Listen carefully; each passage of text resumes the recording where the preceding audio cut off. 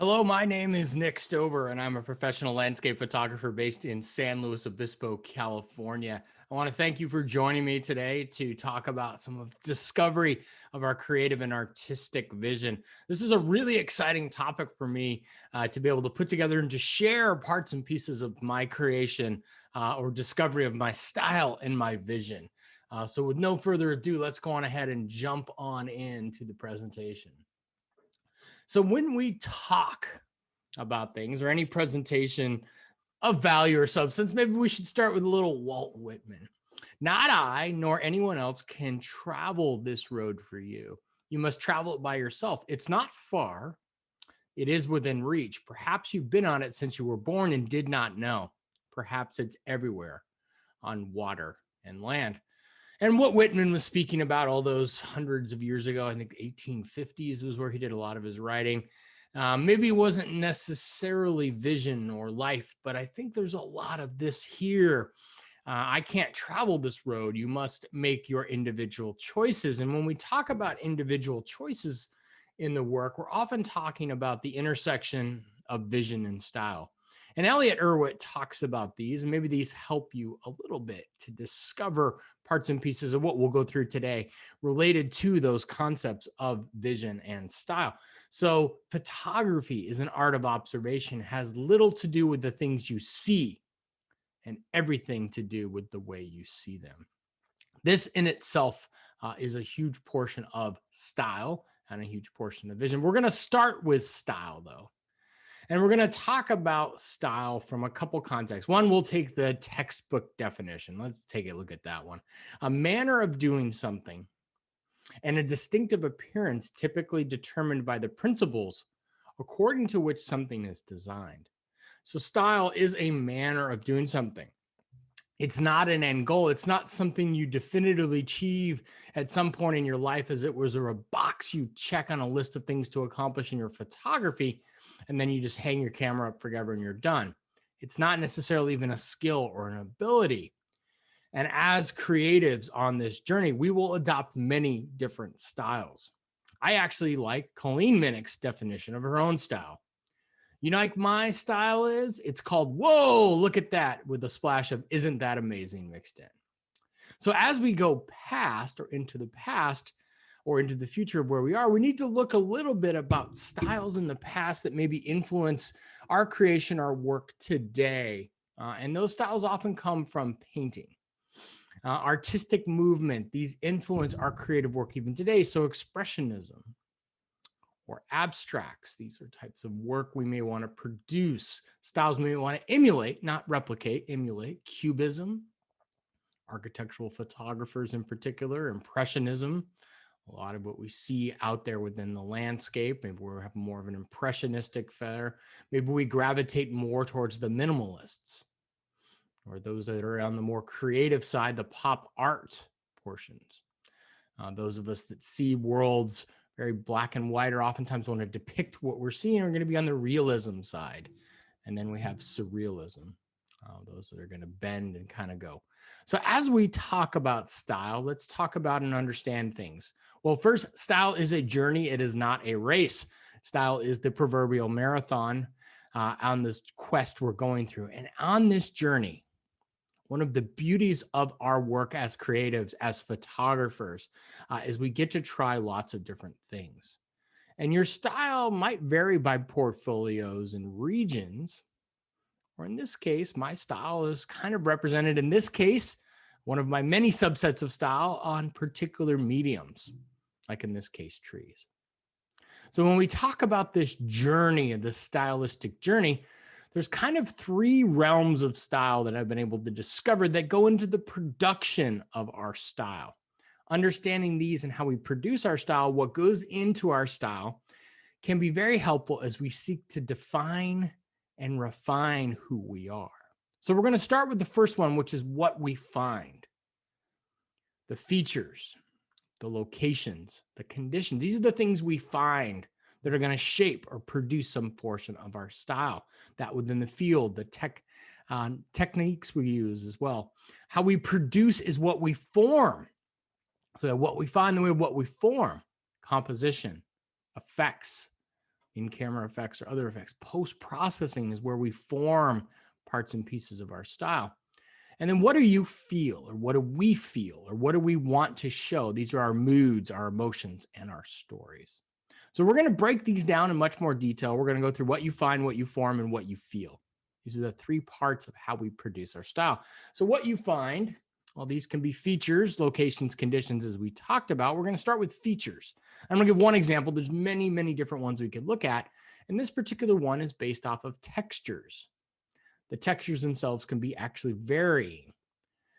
Textures are the elements that people want to reach out and touch. They bring depth, they bring dimensionality, they bring some form, they bring some function into our images. So this is just one of the examples of the many types of features. Another type of the way we form is location. And I'm not talking as much about physical location or places as much as I'm talking about the types of work we may connect with the most. Some of us, it's seascapes.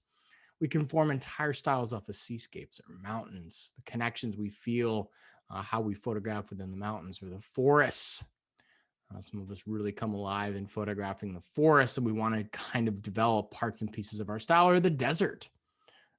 And the thing about all of these different places, the location places that we can form, isn't necessarily that we're limited to one of them, but that's how we can start to develop our style specifically in these particular things. The final one of the what we forms, I guess there's two more, sorry. Getting a little ahead of myself. One is conditions. And when we talk about conditions, we can take all kinds of different things. Well, the kind of conditions we like to photograph in. And I'm going to talk about lighting conditions. Lighting conditions form our style where we start to work with the different types of lighting, backlighting, maybe something more focused lighting where we're giving definitive places to go within our scenes, side lighting, more dimensional lighting, more storytelling components oftentimes of the side lighting, or we have dramatic lighting and how we work with those types of conditions, or the more subtle and softer lighting. All of these formations of the conditions within our scenes, the types of style we're looking to emulate, the ways we're working with our light kind of can define parts and pieces of our style. One of the other things that really can define this, and has becomes a big part of how we see, which is part of our style and our vision, is how we choose to frame our scenes or the composition. So putting intentional work into the construct or image design, how we choose, where and how we choose, both of those to direct people within our scenes, how we're choosing to use these elements to help form an element of feeling, an element of our own style, or how we want to lead them into a scene, how we're using the actual elements within the scene that are there. The final portion of what we form is effects. And effects can be in the field effects, where we choose to do things like long exposures to bring out a different type of feeling, emotion. These are part of a style. We could have an entire portfolio of long exposures. We could have styles that are completely different with regards to intentional camera movement, a technique, an effect we put together in the field, or zoom blurring. These are different types of style. And do we build entire portfolios or vision on these? Not necessarily, but they're different types of styles we can emulate as we go through. So what we form, well, that goes into post-processing as well. How what we choose to form in post-processing. So star stacking images. This is part of the style portion. Focal length blending. How we might want to bring forth different things. Black and white processing. These are all elements of our style as part of what we form. So I'm going to go back really quick because we've talked about really quick and a lot. So what we find is the features, locations, conditions, what we form, composition, effects, post-processing. And now we're going to talk about what we feel. So what we find, what we form, and now we'll talk about what we feel. And when we talk about what we feel, we're talking about moods in stories. And we'll talk later about some tips related to storytelling and how you can do more storytelling within your images. So we can tell stories through what's called anthropomorphism.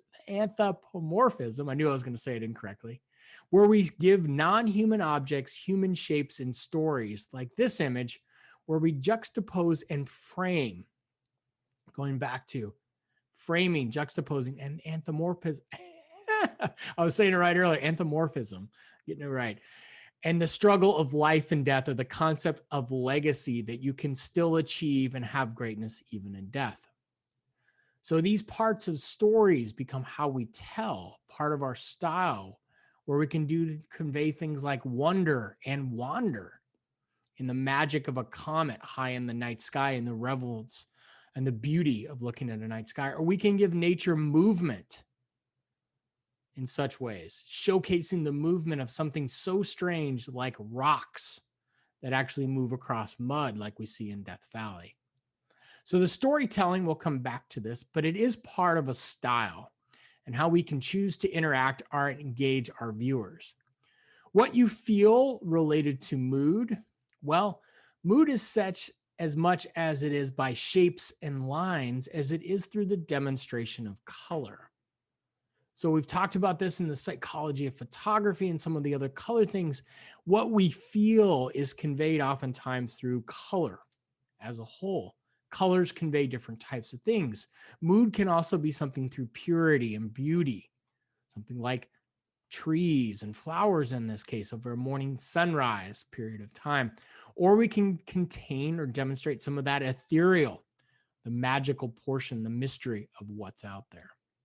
So these are the major elements of style. These kind of things make up the realms and how we produce our actual style.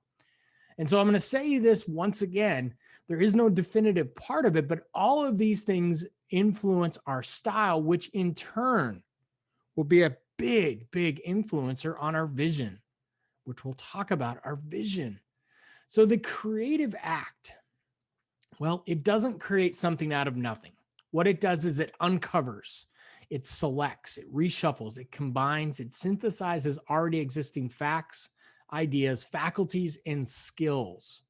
This concept of the creative act, we're facilitating all kinds of different parts. And as we think of this creative act, how do we uncover and select and synthesize? Well, the answer is not a bigger camera. The answer in part lies in the concept of vision, which is defined as the ability to think about or plan the future with imagination or wisdom. So we are not necessarily born with vision as creatives. We might have intent, we might have instincts, might have some impressions and desires, but we don't necessarily come into this world with vision of clarity about the plan of the future and wisdom. So how do others see it and what shapes it? So my friend Cole Thompson, exceptional black and white photographer, talks about vision as what is left when you remove all of your fears and insecurities, when you stop complying and conforming, when you ignore what others are doing and you pursue what you love. Cole's friend, John Barclay, vision is made up of your religious beliefs, political beliefs, education, upbringing, where you live, the books you have read, the movies you've seen, the news you consume, your relationships, et cetera, et cetera, et cetera. So what forms our vision is very, very complex. And how do I define vision? Well, maybe one stab I'll take, one thing I'll say is when our external environment and our internal emotions are in alignment and working together that enable the expression of our creativity. Rephrased slightly differently, or a different way to look at it, where the images we seek appear when we stop looking at our work and ourselves through the lens of perfection. So we put aside these perfectionist tendencies we all carry into our work, and we allow things to work as part of a creative process. So my vision, my mission, my vision for today is that curation of creativity. My vision every day when I teach these classes, I don't teach every day, but most days when I do teach, I help amateur landscape photographers who are interested in deeper connections create more meaningful images so they can confidently and consistently express themselves. Confidently and consistently is one of the bigger parts, helping those deeper connections. Nowhere here do I tell you what you need to do. Nowhere do I tell you these are the rules, here's what you need to follow. But I'm here to try to help. Something like tonight is to help us confidently and consistently express ourselves. Because as we adopt and adapt, we create our own personal style and vision. So this is the fun part. So what helped me to find my vision? Well, I made a choice 2.5 years ago, among many others in my life, to completely get off social media. I found my creativity and at times myself at the moment too fragile to put it out there on a continual basis for others to judge and evaluate me through a lens that I did not understand or value. So in choosing this for me personally, and that ego state of where I was operating before, I was choosing these things for me. These were my choices. These was my vision. I wasn't choosing my integrity over popularity. I was choosing self-confidence and belief in myself and my work over external judgments. I was choosing my personal uniqueness over conformity. I was choosing freedom over fear. So finding myself going back into my work, so the next part of it was finding myself involved going back into my work before I went forward and looking at some of my early images. This is how I discovered parts and pieces of my vision. What was I trying to capture in this scene? What drew me into this scene? What was I trying to do? In this slot canyon in Arizona, what could I have done differently or better? This waterfall in Argentina, how could I have improved this image technically? This scene of Mono Lake, how could I improve compositionally? This first time trying night photography, what skills did I need to learn? Revisiting places and wanting to know what places should I return to see with fresh eyes? Or taking crucial looks at how I would maybe want to improve my processing to get the colors to be more reflective. So parts and pieces of me finding my vision started to bring out and bring forth my ability also to try different types of photography. So let me try and see if this works. So trying things like time-lapse photography, getting that moon, that super moon to set over Mora Rock here on the Central Coast a couple years ago, and getting stymied by that marine layer. Those of you from my seascapes class, so it's the dad news spare. I also tried things like rocket photography. Interesting thing we can actually try here. Vandenberg Space Force Base now it's called. Rockets, they launched from there. Kind of fun. I don't know if it was my style. I don't know if it was my vision. I tried aerial photography. But I found myself, A, running up against regulations all the time, and B, half terrified I was going to crash my drone in the ocean or do something stupid. So I do it very infrequently now. Wildlife photography, yeah, I still enjoy it. I'll seek it out. I'll take opportunistic opportunities to do it, but it's not what I go for all the time. Things like shipwrecks. What was I trying to? What was I connecting to? What was I working through? So trying these different types of photography, also along with things like photographing the icons. So photographing these iconic places, seeing how my images kind of stacked up to what I've seen, what's out there, what I was lacking, but finding what kind of places really spoke to me or reasons I didn't like that. So all of these things along the way for the style and the vision kind of brings in that other component we talked about with style of processing. I tried different types of processing, from the dark and the moody to really selective dodging and burning to things like HDR, smartphone JPEG processing. What was working? What kind of style kind of went out, brought forth? What did I feel represented me and my work as I continued to work it? And then the final couple things I did is I looked at my mechanisms for actual expression. Yes, I had aspirations pretty early on of developing some element of a business related to my photography. So I looked at things like joining the local business chamber, entering photo contests, displaying at and working in galleries, and then teaching classes, teaching online classes. And through all of this, I seemed to find something that actually worked for me, but that wasn't it. I also followed or worked with some models kind of based on what I was going for. So I was looking for ways to help me understand and evaluate my creative expression.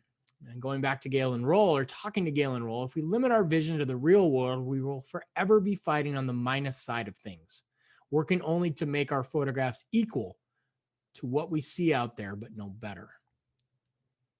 So before I was a professional photographer, well, I guess you could say I was an amateur businessman. And I don't hold a master's in fine art, I hold an MBA. But I actually found some value in a framework I learned in business school called the SWOT analysis. We'll talk about this next. SWOT stands for strengths, weaknesses, opportunities, and threats. Things that are helpful, things that are harmful, things that are internally oriented, those that we can control, and things that are much more external without there. So this framework, I actually applied it at times, and maybe it'll be helpful to evaluate my images. So taking an image, like this, Capitol Reef, sunrise, my birthday 3 years ago. Happy birthday to me with a sunrise like this. So the strengths, I'm dealing with a very powerful sky. I heard the bus coming and I timed my exposure to get some really interesting light trails.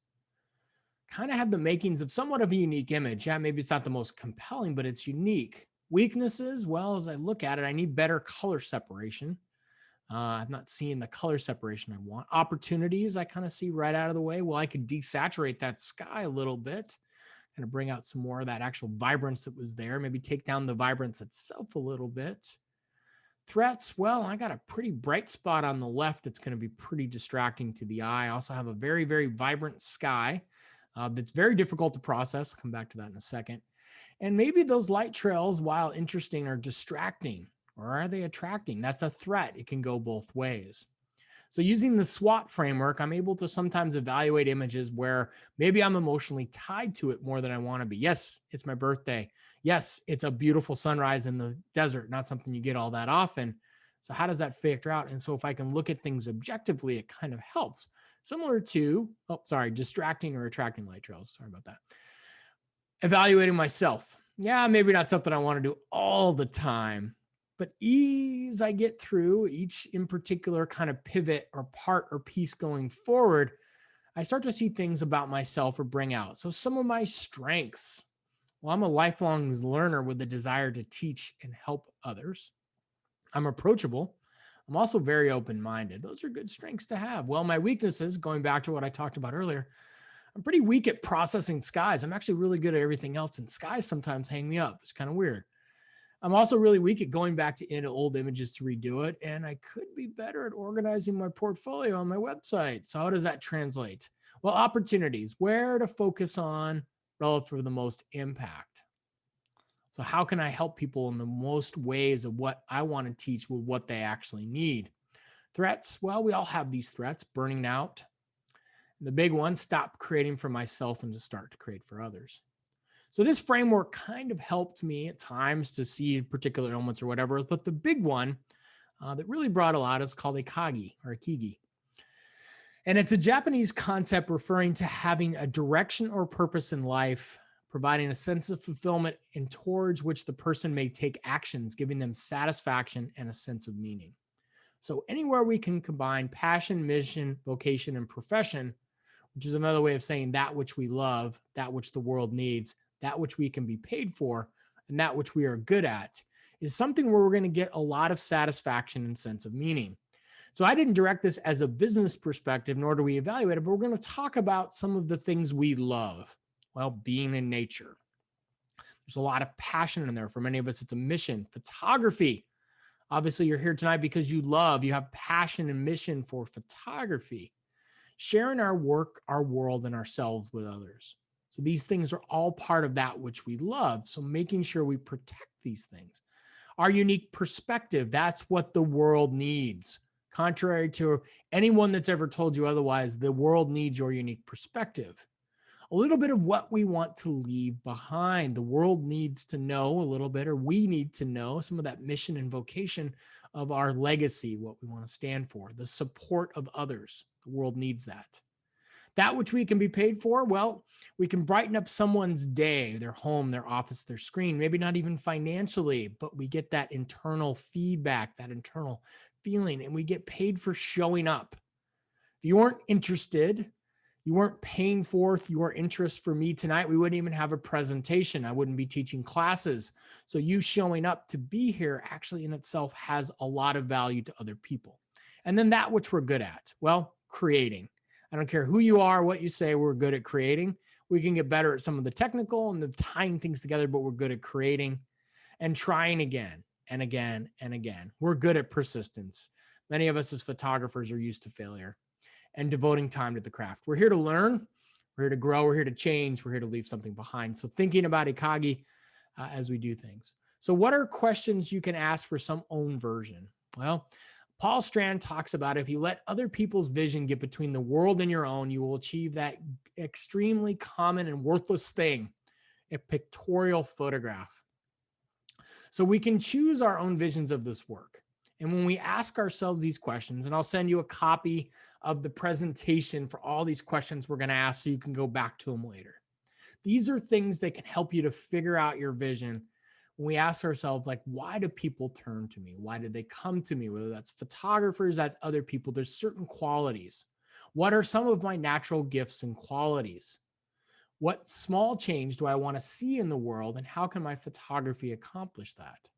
Doesn't need to be the big things, the small things, these small things we can change: generosity, compassion, calm, passion, all these different things that can come out. What do others struggle with that I'm actually good at, or I'm naturally good at? All of us have these little things. And how do I see the world that is different than others? How do we view it and see it? So these are things we can ask. So when I asked you, as the creatives you are here tonight, what do you want to express with your work? And I didn't get the registrations that came in later. Well, this is kind of the way I was able to characterize it. There's a huge portion of you that want to express some element of individuality or beauty, and other people's storytellings, emotion, connectiveness.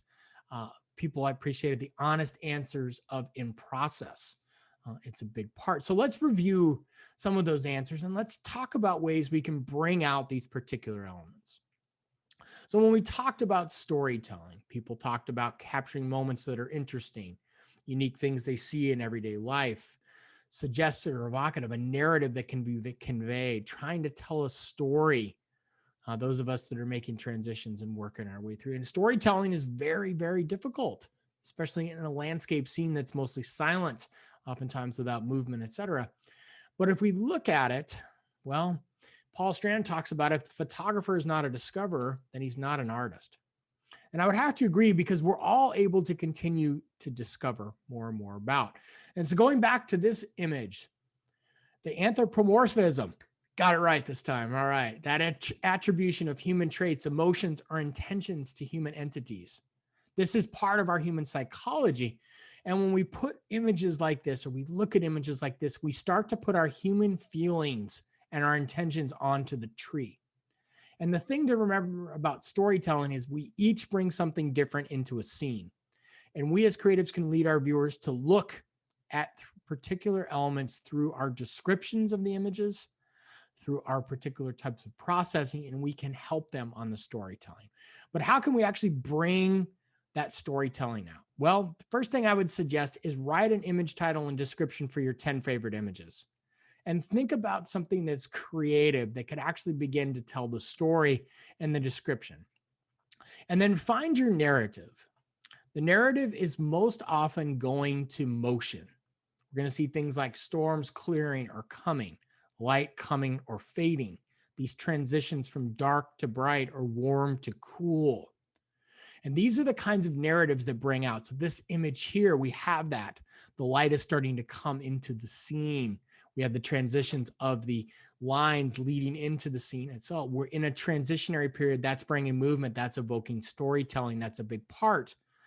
Storytelling is not, though, about how remote or how hard a place to get to is. So I was guilty of this for a long time in my work, where I thought storytelling was about how much I'd overcome to be standing in that place. And that's not what it's about. It's about more of what we're feeling, or what we're feeling within nature. And we want to find ways to bring out or invite questions, things like, how is that created? Or what was that? Or what is going on in a particular area?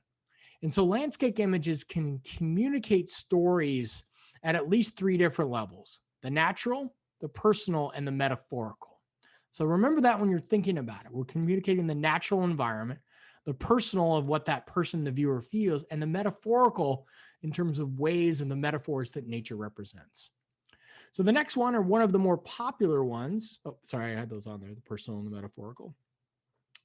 Then one of the more popular answers on this whole thing, come on, was beauty. What do you want to represent? What do you want to show? What do you want to express on beauty? Beauty of landscapes, the beauty of nature. People talked about the world around us and understand moods and patterns, wonder, contemplation, and then closure. It's a great one. The beauty of what I see when I really look at nature. Those that succeed sometimes and other times we fail. Magic in the everyday, that love we feel, that joy in the world, seeing beauty in the mundane. All these types of ways to bring out and showcase beauty. So how can we showcase some of that beauty? How can we bring it out? Well, I talk about the Power Five of landscape photography. When I talk about the Power Five, I'm talking about depth, bringing some of that dimensionality to our scene. We're going to showcase a lot of beauty with depth. Things like textures, smooth textures, hard textures, firm textures. Luminosity is the next one of the Power Five. The brightness, the differences between the brightness and the darkness, these transitions, these are big ways to bring out beauty. Sharpness is another way, having things be in focus, but not completely in focus for landscape scenes, having things that are closer to us and more focus, which is the last one, which is actual focus. And that is helping people to see exactly what you want them to see. That's part of how we bring beauty. The other is to look beyond the obvious and into the abstract. So really showcasing beauty, looking beyond the obvious of a tree in this case, and focusing in on the old branches that died off hundreds of years ago, and the curves and the lines and the shapes, which is part of the other part of beauty, is understanding the aesthetics of image design and actual creation. There's actually aesthetic qualities in play in what goes in. Calm. Yeah, some of you mentioned calm. There's actually a lot more that came in on calm. These aren't all the answers. Sometimes there multiple people would mention calm, but calm with interest, patience, peace. Oh gosh, I need to do a better job on showing my particular patience at all times. It sometimes is not what it could be, but hey, I'm human and I'm here with you. So let's talk about how we can bring out calm within our scene. Long exposures are really great for calm. So when we have scenes that are calm and the water's flat, there's not ripples. We're going to see a lot of calm within that. There's not going to be a lot. Horizontal orientations versus vertical orientations are really good to do that. There's much more expanse in horizontal traditional landscape. Cooler colors, so our greens and our blues are going to be really strong for bringing out calm, more nature feelings, and then calmer shapes and lines. So anytime we have horizontal lines, non-angular lines, non-vertical lines, that's going to be much more calming to bring out that calm, what we want as well. So that's part of calm. All right. And then the next big one, I love this one, connection. I was loving that so many people talked about this because people need that connection. We need that connection to our natural environments, the abstract and the fleeting moments, the views of the moments, the mysteries of life. I love this next one, the unique aspects of the subject in a new point of view to capture and retain the viewer's interest. So that connection, we're thinking about that connection to our viewer. We're thinking about our connection to the natural environment and how can we bring or move that forward as well. So this particular one comes from Minor White. I've often photographed when I'm not in tune with nature, but the photographs looked as if I had been. So I conclude that something in nature says, come and take my photograph.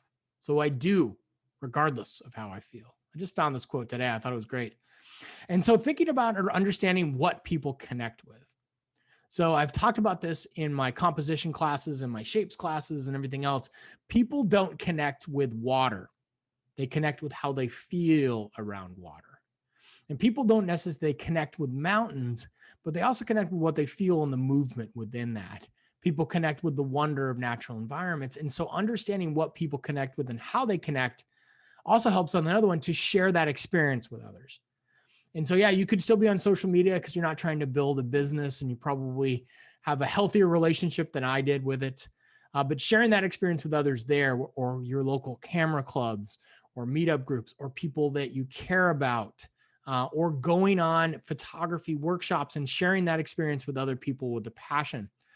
and understanding what you're drawn to. This is how we bring forth that connection. The answer to the question should always be, or the question you should ask should always be, what is my intent, or what is my intent of taking this photo, or why do I want to take the photo? And we'll talk about this at the tail end of some questions. And then the final is finding mystery beyond the obvious. So the different types of conditions, not finding obvious photos and finding things within there. The next part is emotion. This was a big, big one. I think actually, if I tally the new ones that came in, emotion is going to be the hardest. And there's so much emotional impact, darkness and mood, feeling, evoking that emotion. We want to talk about hope, feelings in the viewers, emotional impact, satisfaction. Love that one.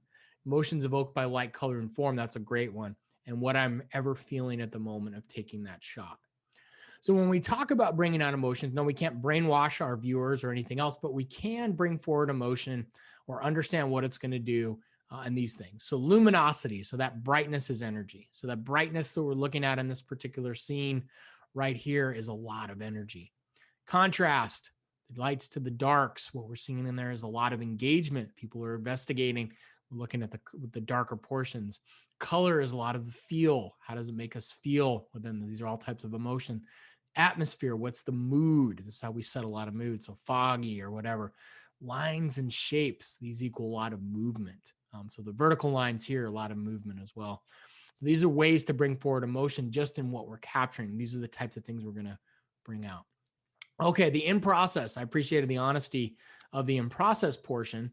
Fuzzy about that. I'm still searching for the answer to this question. My vision, which is great. Still finding my vision, which is even better.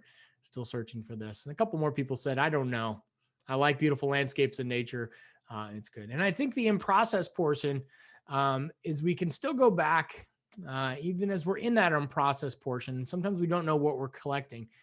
So subconsciously what drew us in. So I took this image very early in my photographic journey. And maybe I subconsciously registered the interesting color transition or how the horizontal lines were formed. Or maybe I just thought the shipwreck was a cool image. But as I've progressed, I've now gone back and seen different types of emotional ties to it and why this image has the type of emotional impact that put the camera to my eyes, so to speak, out of the plane window to capture this image.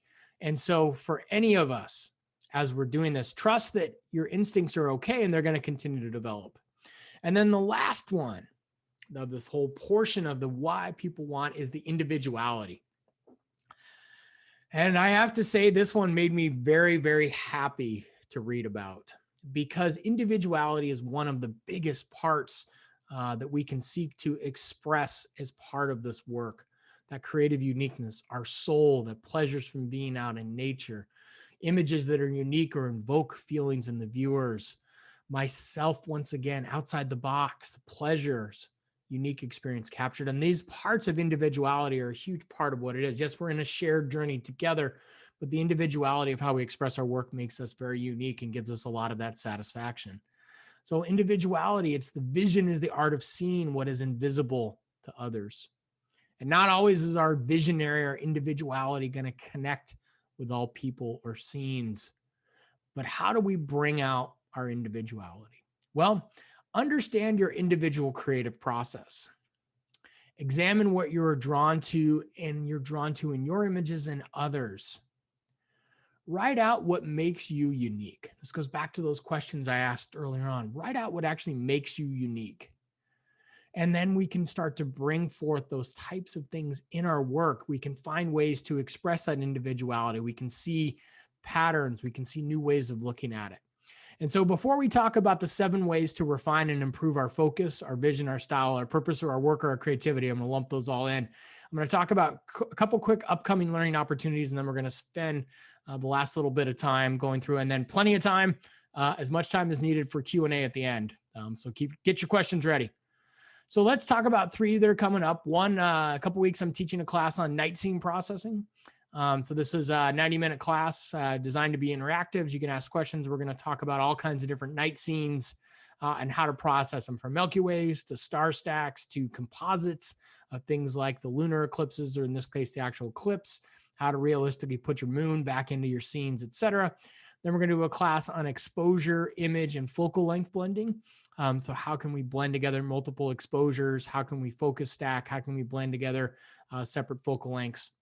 And then the final one I'm teaching there in July is processing the light in our images. So that dynamic light we get with, how can we process that and work all the way through? So you'll get follow-up information on these. These are the dates of the classes. These processing pods have been well received as we go through. So hope to see you for some of those. These will be my last 3 classes for the summer. I'm going to be in Montana for the summer, and I won't pick back up probably until mid to late October. So if you find yourself wanting just a little bit more, either leading into or that, I also have the tutorials on my website. These go into a lot more detail on a lot of stuff we'll talk about, which is great. All right. So 7 ways to refine and improve our focus. Yes, one thing, our vision, our style, our purpose, our work, our creativity. And I lumped all those together because they sometimes kind of intermingle and mix. They kind of mix together in this great thing where we're improving focus, but we're also working on vision and style. We're also finding some purpose. We're also finding some outlet of our work or our creativity as we go through this. So the first one, connect beyond just observing our subjects. So I look at a lot of my images that I'm the most connected to, and they're the ones I've taken the time to learn beyond just the subject. It's not just, oh, that's a flower.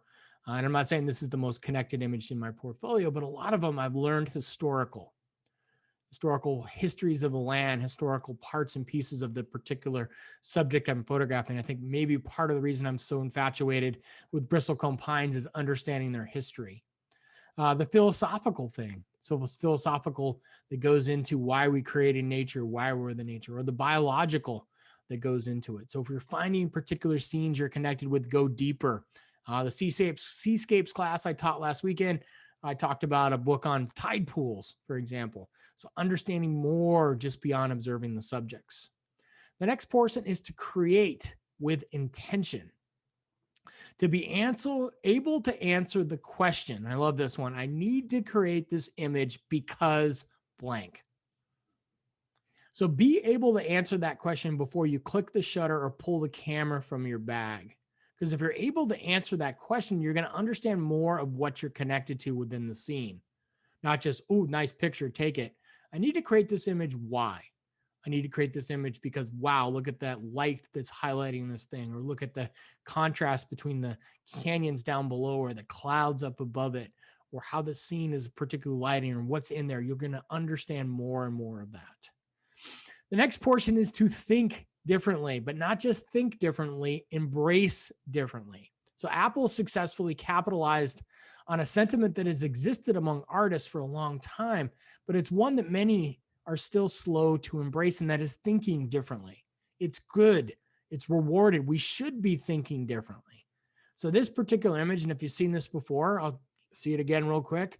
This is a bristlecone pine root from an upended tree. And I was absolutely drawn in by the lines, the shapes, the textures. These are all my raw files. And as the sun was going on, I spent time there seeing different things. I was seeing a goblin one time, and I was seeing arms, and I was seeing this. And as I processed it, well, I started to actually see it differently. Started to look a little bit different. It read differently as I rotated it.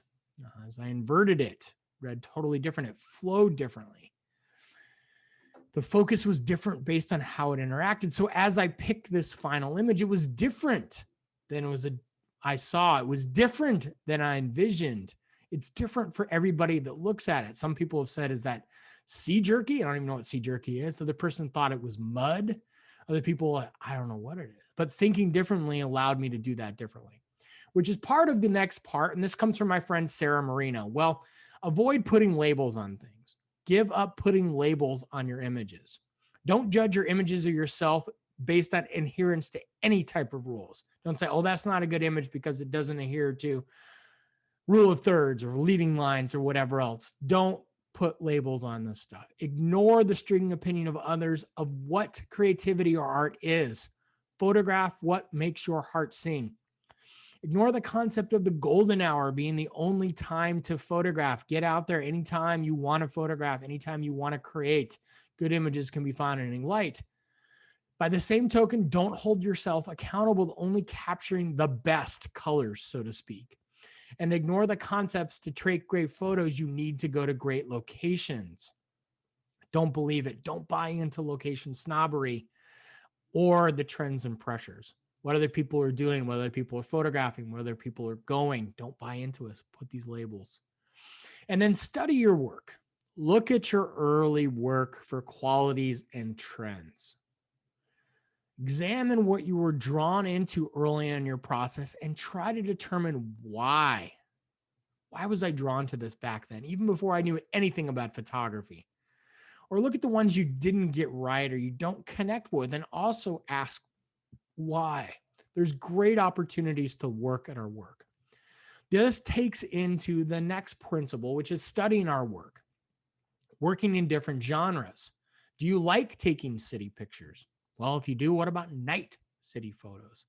Do you like aerials? Is it calming, or do you share a similar sentiment to me? Is that drone going to crash and not come back? Well, do you like photographing the landscapes with or without people? What about landscapes with or without human objects in them? Which parts and pieces do you like? Do you want to show that human presence within nature, or do you want to exclude that? Do you have the patience for wildlife photography? How about the grit to be out in sub-zero temperatures? Do you enjoy photographing relics, or do you like photographing new things? So working in different genres and trying different parts and pieces is going to help you tune into what you're in touch with. So the last two, well, I guess this is a continuation of 5. I guess it was more like 10. You get my extra bonus. So study your work, pick out your top 50, your top 20, your top 10 images, and look at these and think about and start to see patterns. What types of days do you like to photograph? What type of lenses do you go to? What kind of locations, environments? And then what do you think is missing as part of this? So if you start to notice you're going out all the time at sunrise, or only at sunset, or only these particular occasions, and only photographing with this particular lens, we'll start to change it up. Start to play around with different mediums, play around different things. You're going to start to see huge parts and pieces of your vision or your style come forth.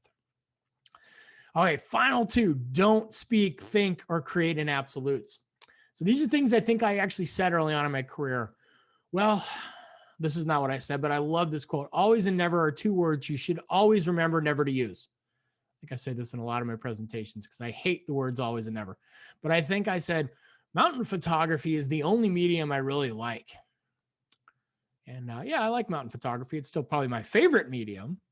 But I also remember saying, I'll never photograph intimate landscapes. Where's the interest or the challenge in that? Or how about this one? Black and white photography is just a thing you do in bad light. And so I came to my own journey, my own conclusions, but don't speak or think in absolutes with regards to it. And then invest into yourself and your creative process. I talk about the Artist Way as one of those journeys, one of those tools to help us. Landscape photography workshops. This is actually a book, but there's workshops.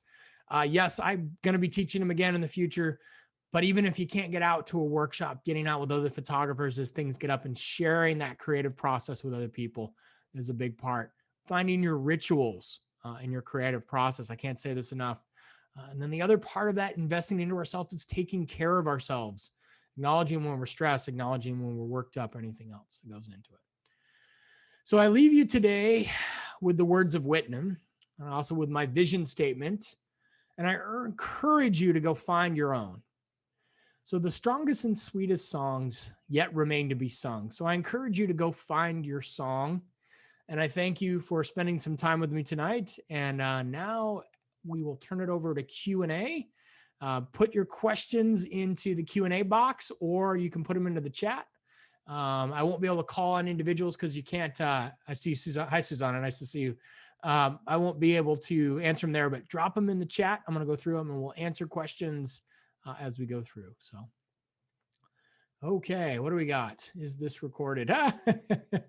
Good question, Barbara. It is. I'll re-record it tomorrow because we missed the first 10 minutes. So you'll be able to go back. And then when I do send it out, I will send it out with the actual slides themselves that you can use. So that's funny. Susan said she lived at Vandenberg, and then Kennedy, wow, the rest of her life, and only photographed 1 launch. Why? Too funny. Pam asked, what was the name of the second book?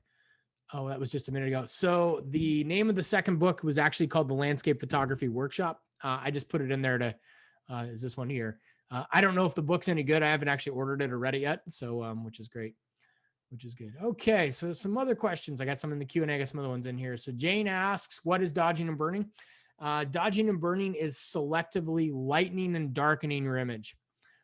So it's one of the top things I do on almost all of my images using luminosity masks. And so the things that are dark, so taking an image like this one here, I would dodge and burn this a little bit to darken up some of the dark parts and lighten up some of the brighter parts.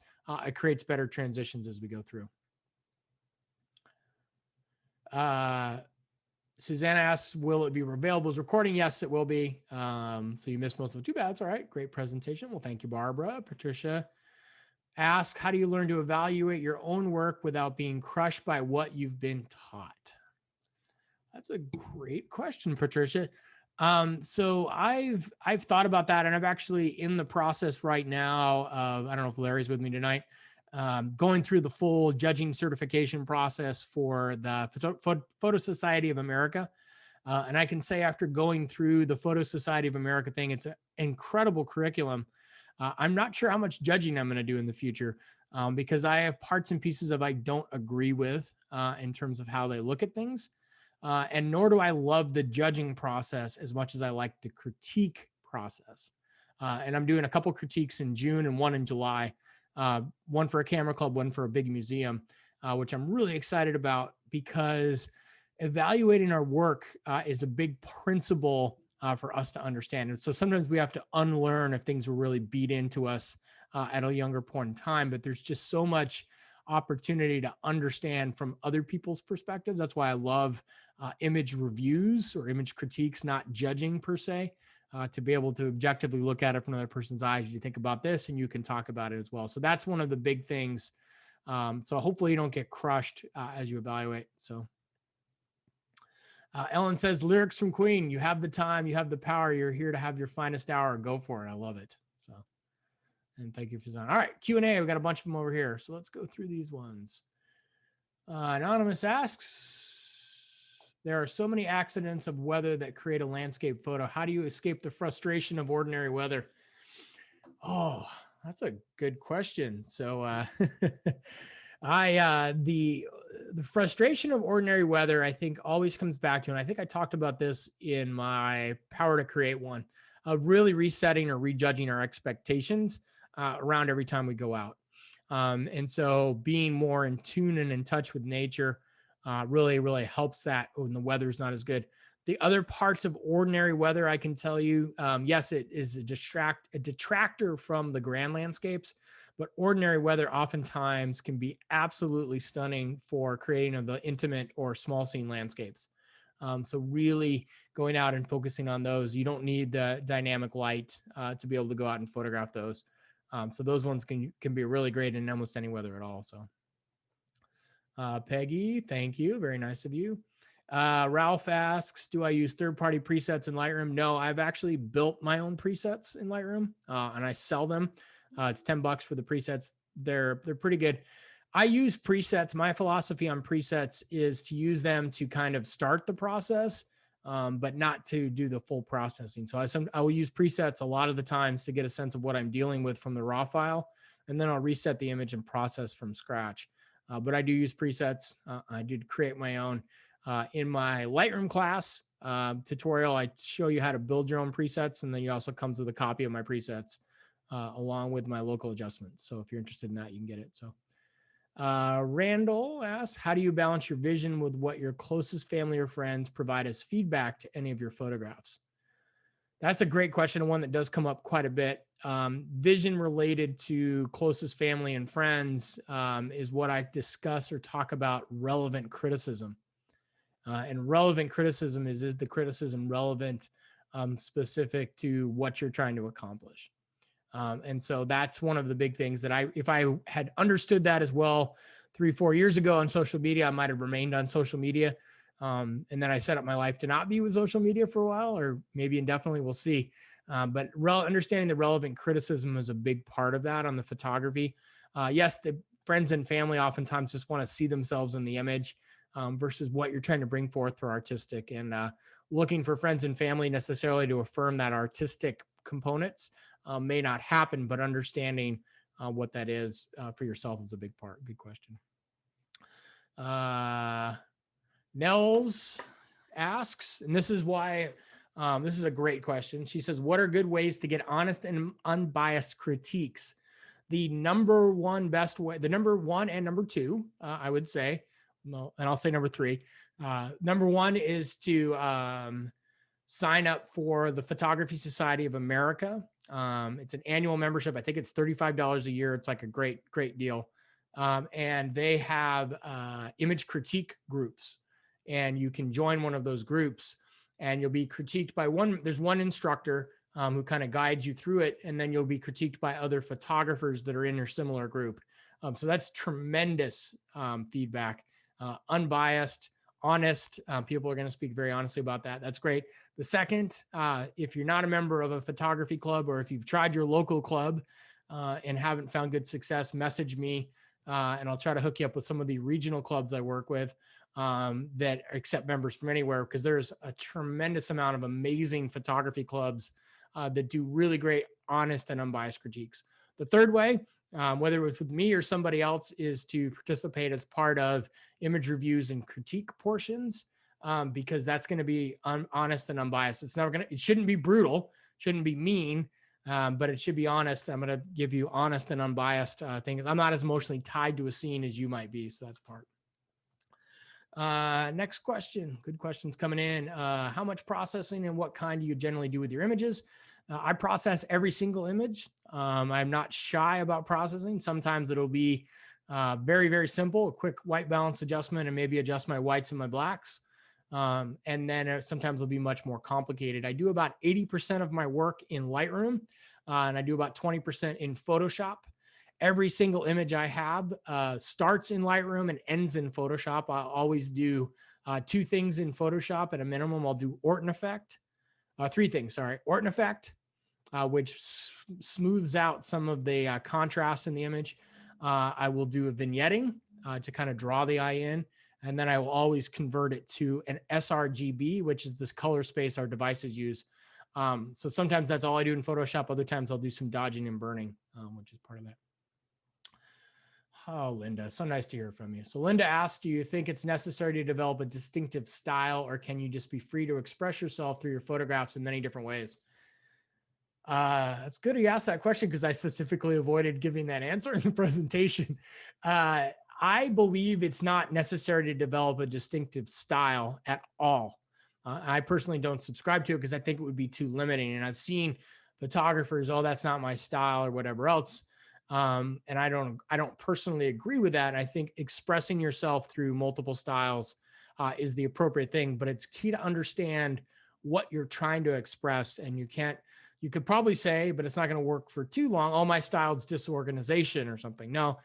What is your style, and how could you kind of start to look at it? You're going to start to see particular underpinnings that run under a large portion of it. So for me, I'm finding either dramatic light underpins a lot of my quote unquote style, or a lot of really elegant curves, lines, shapes, etc. Those things kind of portray or work their way through. Mitchie says, I found I was not inspired at the tide pools on Sunday. I took a few DSLR, more iPhone images, but any tips on getting inspiration when on location? Well, I'm sorry to hear that, Mitchie, especially after we spent so much time together on Saturday, but you'll get to come back this Saturday as part of it. So getting inspiration when on location, it really it will vary tremendously. I'm glad to hear you had different lenses. That's one of the ways sometimes I'll begin to get different inspiration is I will switch lenses. So if I'm finding not a lot of inspiration in my wider angles, I'll go to a telephoto and start pulling out individual components. So this last trip to the Grand Canyon, I didn't take a single wide angle image. I took a lot of more zoomed in on particular buttes or showing transitions or those types of things, which is part of it. For your particular scene, that could be an opportunity to switch to even macro or more intimates of things like seashells, things like patterns, things like the seaweed itself. I've seen some interesting seaweed macros over the years. So Ralph asked, can I suggest presets for landscapes? I can. It's in I'd say check out the Lightroom tutorial. It'll be in the tutorials thing. There'll be some stuff in there, or just drop me an email back. So George asks, hi, George, do we dwell in the relation of vision and imagination? Well, that's an interesting question, because vision is a key component to kind of our grounding. If we go all the way back to the vision portion, let's keep the slides up. My side to side key thing not working. 1 second. Almost back there. Almost there. So when we talk about vision, geez, I talked about a lot of stuff, didn't I? So we go back to here on vision. We talk about, these are two established photographers portions of it, and they're both great teachers in a lot of regard. I'm excited for some of the people on here tonight that are going to John's workshop in the next couple months, which is great. And the vision and imagination is interesting, because we talk about these abilities and we talk about the definition, the ability to think about our plan for the future with imagination or wisdom. And so I don't think vision has to be ideals. We don't have to have these ideals of all these perfect images we're going to create, or something else that's going to happen in the world, so to speak. And it shouldn't be fantasy based, like, oh my gosh, I'm going to get this perfect image all the time, because that starts to bring out expectations. But vision, for us, even going back into, portions of my definition, is working together to enable that expression. So what's kind of coming out within that, or seek or appear, when we stop looking through that lens of perfection. So that's kind of where we free ourselves to be more imaginative. And we're not like, I have to get this certain type of image. No, I can be creative. I can take a whole ton of bad images and maybe pull out a couple I really like, but I'm in the space of creativity. So that's how I see of it. So somebody else said, so good question. So I'm in a camera club and they have contests every 2 weeks. It's an incentive to prepare photos, yet the final judging is something that is subjective and not something I take totally seriously. At the risk of offending any of the camera club I most recently did a judging for, it was way too many images for me to judge in a period of time and putting a score upon them. And I can't remember if it was 1 to 5 or whatever. For it actually to be something that was subjective or actually relevant. It was too much for me. I don't personally subscribe to the scoring, and the contests are great and everything else, but I want that interaction. Going back to that need or that desire for connection, I want that interaction with the person that's taking the image, what's going on, what I'm seeing, and the ways that they can improve it or not improve it from that perspective, versus just putting an arbitrary score, which is good. Nels asked you, why do I prefer Lightroom to Camera Raw? So I prefer Lightroom because I have the full Creative Cloud Lightroom Photoshop thing. It's the best $10 I spend a month. B, I use Lightroom. I love Lightroom for all of the ability to organize the catalog, the library, and also to do all of the work related to smart collections and presets and the brushes and all the other features, and how the two work interchangeably. But the biggest reason I use Lightroom is because I can go through thousands of images very, very quickly and weed them down into finals. I'm sure I could do that with Bridge, but I just don't think it's quite as effective. But if you like Camera Raw and that's what you're using, that's great. It's the exact same guts, essentially. Dwight asks, hi, Dwight. Are you seeing generational change in photographers with older boomers participating differently in this craft versus younger photographers, millennials? Well, that is a great question. So what I've seen between the boomers, which is the majority of my client base, and the millennials, which was my client base when I was on Instagram, is the millennials, with all respect to millennials, because I'm not far away from the millennial age, they have less time, they have less persistence, and they have less perseverance on their creativity. So the boomers, you guys know more of what you kind of want out of life, that I find you have more time to devote to your craft.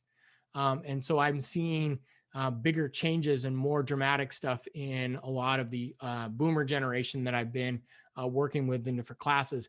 I've seen a lot of millennials that took classes early on for me, and they're no longer really photographing, or they've just kind of settled in on one particular thing as life's taken over.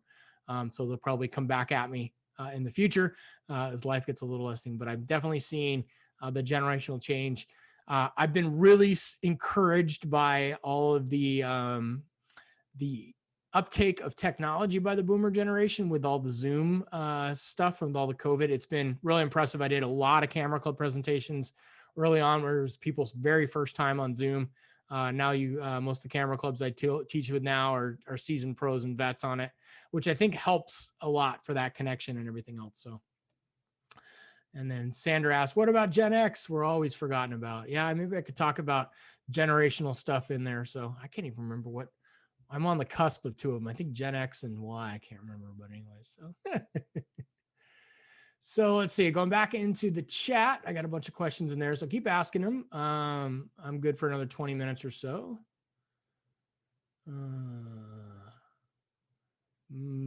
Matian, thank you. Love my philosophy. Okay, Diane says it's so hard not to get hung up on the technical and the equipment and miss the sublime, maybe creativity and vision. No, I completely agree with that one. I love the gear. I love the gear. I love the equipment and all that other stuff and the technical, but the creativity and the vision is where I continue to progress. And it goes back to my philosophy. The best way to become a better photographer is to become a more interesting person. And I see that oftentimes again. I can teach you the technical very quickly, very easily. But for you to become a really great photographer, it's understanding that creative and that vision part, which is great. Patricia says, even images that have been in shows can be ripped to shreds in my mind. Looks like the issue is mainly in my own brain, but still, thank you. Yeah, exactly right. I have the images that I think are total garbage that I enter in photo contests and they win. I have images that I think are the, second coming of the Messiah that don't even get past the preliminary round. So it's completely subjective, unfortunately. So Andrea asks, is there a book that can help me develop more emotion in my images? There's not a per se book that could help on the development of specific emotion in your images. The ones that are in the resources page, which I'll email out, will help you understand what the emotional meaning of things are. So one is art and visual. I wouldn't recommend art and visual perception. It's way dry. The other ones are called The Art of Seeing by Margaret Livingston. And then another one by Richard Zakia, and I can't remember Stephen's name, and it's about perception. Oh, it's called Perception and Imaging. And those are the ones that really help you a lot to put those together. So, which would be good. Susan asked, do I lead photo tours? I'm hoping to resume my first ones in October. I'll do one here on the Central Coast. And then next year, we'll be leading some more destination ones. So those are going to be kind of specific to a couple different regions, very different workshops as well. So which would be good. Diane, so I look forward to seeing you, Susan, hopefully. Diane asks, so many clubs focus on competition at very high levels, discouraging for beginners. Yeah, so the one I'm doing with the museum in Solvang, which I'm going to hopefully start doing more of in the fall, is geared towards beginners. Because the high level competitions, there's a little bit they can learn, but not as much from a critique or helping people to make transitions into things like photographing in manual mode or being in RAW. Or understanding parts and pieces of how that go through there. So Susan says or asks, don't photographers go through different styles, just like the master artist, depending on what's going on in your life? Yes. So one of my favorite photographers, Alistair Ben, he went through a dark and moody phase when his life was he was a little more depressed and everything he's putting out now is much more light and cheery. So we can go through different types of styles based on that. I was period of time when I was rebuilding parts and pieces of my life, I was doing much more of the grand landscape sunrises because I needed that restoration of faith in humanity and then personal seeing where I fit in the world. And now that I'm in a pretty good space most days, 99% of the time, I'm much more apt to explore that creativity. So yeah, understanding how you work in styles. One of the things on the styles portion is sometimes we don't understand where we are until we look back almost, retroactively and kind of see, which is good. Mr. IEM's here. Steve, all right. So camera online will share the same code base, and hence from a technical point of view, it's the same thing. Yep, they're exactly the same. I just like the organization of Lightroom. It works. So Peter, nice to see you. Yeah, Gen X2, no, that's a good thing we're forgotten or not. I don't know. I guess I'll have to do a Gen X presentation to keep Peter and Sandra on my good side because I like both them. Teresa, hi Teresa. Thanks for some class. Lots to reflect and follow up on. Great. Andrea says, thanks. Good to talk to you. Thanks, Lou. Nice to have you again. All right, a couple more questions over here. Linda says, do you feel the majority of photographic creativity is, Linda, I just need to have you come to every one of my classes because you ask such great questions. She asked, do I feel the majority of photographic creativity is in post-processing as opposed to capturing the image? I do not, actually. I believe, and it was as we go back to different types and parts and pieces of different styles, approaches, techniques you can use, I think there's a huge portion of my photographic creativity that comes out in things like long exposures, that come out in my planning of the images using things like photo pills or maps or other things, much more than anything I would capture in the image. So that's my personal thing. Post-processing can help us to do some help in some of the big five, those transitions, the depth, the texture, the luminosity, the sharpness, and the focus. But I don't believe that. I believe the creativity comes in our ways to see things in the field. So if I look at some of my more creative images or some of the ones I resonate with the most, there was an element of post-processing to bring that out. But there was a huge portion of how I actually saw the image within the field. And so, yes, I needed to know how to do it post-processing. So for this image here, how to star stack, which was simple. Once you read a quick tutorial to star stack an image is great, but I had to have all the vision and the creativity. This image here, yeah, more technical. I had to do what's called the focal length blend, which I'm sure you know what it is, but other people may not, to pull off what I wanted because it was two different focal lengths to capture. But my vision was always to have the cracks and the lines and the textures to lead us in. This scene here, isolating the tree back against the mountains as a whole, and then knowing I could apply a blue filter and desaturate this image to really bring out the trees there. So yeah, post-processing helped me to bring that forth, but the processing within, the vision within the field, without that, they wouldn't have had any of those things going.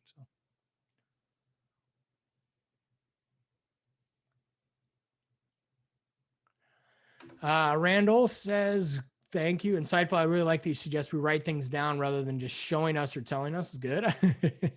I hope to actually do workbooks in the future, but I'm working on that. He says, I find I write things with much more depth and for a longer period of time than if I just think about it. And I usually write something that surprises me in a great way. Yeah. The reason I recommend that Artist Way book so much and so frequently, and I know I'm not on commission from Julia Cameron, is because that's exactly what that book does when we talk about where to go.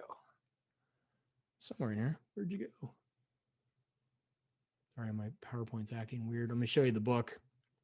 And it'll be in the resources portion of things. Come on, go to the last one. There we go. The Artist Way book it does exactly that. There's a 12-week exercise you go through of writing things down, getting into a journaling practice, which really helps, which is great.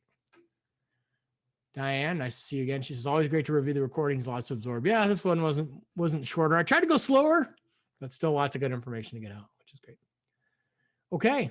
Well, I don't know if I have I'm seeing any other questions. I can kind of give a couple last minute ones. Otherwise, I'm probably going to go get started on dinner and enjoying the rest of my Monday, but apologies for starting the recording later. I'll probably sometime tomorrow re-record it. So we'll have the full amount. It'll be a good time to run through it again and then send some resources out. And then as always, if you have questions, fire back later. And I was glad to spend some time with you. I love the questions and the interactions, and we'll be in touch and see you for future classes. So thanks so much.